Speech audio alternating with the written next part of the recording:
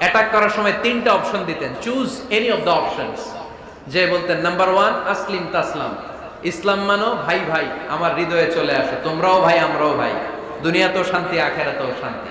এটা যদি ভালো না লাগে, option 2 you pay the tax, we provide you the security, তোমরা ট্যাক্স দিবা, আমরা তোমাদেরকে সিকিউরিটি দিব।